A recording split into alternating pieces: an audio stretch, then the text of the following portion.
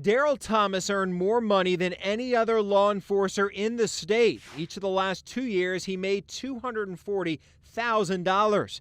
Thomas is charged with illegally earning some of that money. The East Baton Rouge Parish District Attorney charged him with 2 counts of filing false public records and 1 count of felony theft greater than $15,000. Our investigation followed Thomas for 12 different workdays.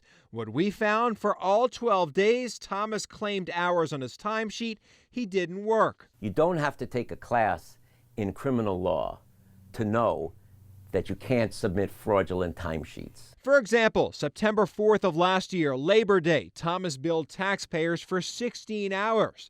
The first 6 hours he worked a ticket writing overtime shift in St. Charles Parish. Then from noon to 10 p.m., his timesheet shows he worked his regular state police shift. But our undercover camera caught Thomas at home from 11:10 until 5 p.m. Almost 6 hours of that workday, Thomas didn't work. It's disgraceful, it's shocking, it's unacceptable. We also had our surveillance unit on State Trooper Byron Sims. For 5 different Fridays, we found Sims arriving home well before his LACE ticket writing shift ended. LACE is short for Local Agency Compensated Enforcement Detail. Local parish governments contract with state police to have troopers write tickets on highways in that parish. On August 4th, Sims worked a LACE shift in St. John Parish until 6 p.m. We spotted his car arriving home around 1:30. Another example, August 18th, his St. Charles Parish LACE detail ended at 6 p.m., but we found his car at his Orleans Parish home at 12:55. Sims is charged with 4 counts of filing a false public record and 1 count of felony theft greater than $21,000.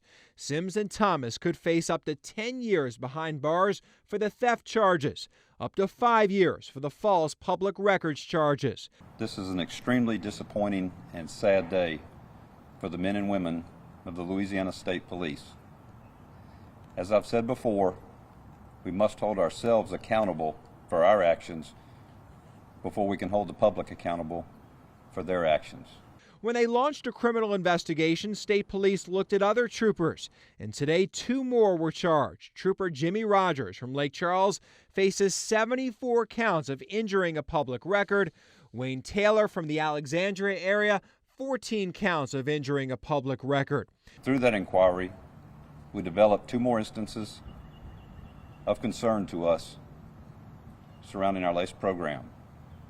Our investigation was expanded to these 2 troopers, and today 2 troopers and 2 former troopers surrendered themselves to Louisiana State Police detectives. State police spent almost 6 months investigating these troopers. They subpoenaed our undercover video, analyzed cell phone records, tickets, and timesheets, and today concluded 4 broke the law, illegally receiving taxpayer money.